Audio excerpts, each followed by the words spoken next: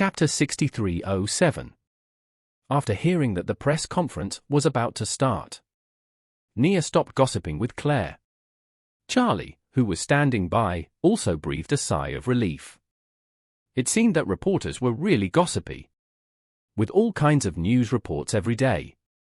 The possibility of not gossiping was almost zero.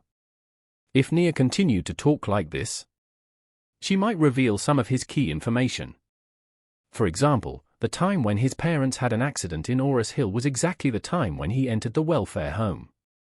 And his surname is also Wade. Fortunately, Claire didn't gossip, otherwise, if she thought about it deeply, she would always notice something wrong.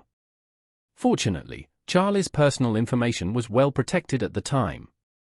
Reporters like Nia only knew that a child of the Wade family was missing, but they didn't know his details much. Otherwise, if she said that the child lost by the Wade family was called Charlie Wade, Claire would have to think about it carefully no matter how simple it was. Soon, the press conference officially began. As the leader of the entire press conference, Marcus did not adopt the format of traditional enterprises where leaders sit in a row and hold a press conference together. Instead, he walked onto the stage alone. As the lights were turned off on the stage and the huge high-definition LED screen behind him became the focus of the whole audience. After he came on stage, Marcus smiled and said, "Welcome all media friends to today's press conference. I am Marcuson, CEO of ANS Group. Today, I will represent ANS Group and Wade's Group to announce to you a series of major business decisions of the two groups." Marcus began to show his face as the person in charge of ANS external business several years ago. After he came on stage, his image, temperament, conversation, and behavior were all full of elite style, which made many female reporters admire him. Even Nia, who was about the same age as Claire, couldn't help but whisper to Claire, "Marcus is really a model of a super diamond bachelor. He is handsome, capable, and his family is rich enough to rival a country. He perfectly meets my mate selection criteria.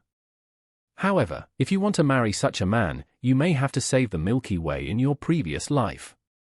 Claire whispered, "Nia, he seems to be in his 40s. What's wrong with being in his 40s? Nia whispered, "I just like handsome uncles like this. Young boys don't know how to be considerate, and sometimes girls have to coax them when they quarrel.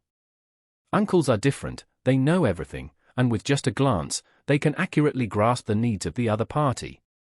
And always take good care of girls." Claire smiled and said, "He must be married, and his children may be in college."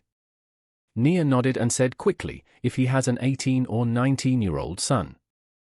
Don't mind the old cow eating young grass." Charlie was speechless listening to her. This woman wanted to be his aunt one moment and his brother's wife the next. It was really weird.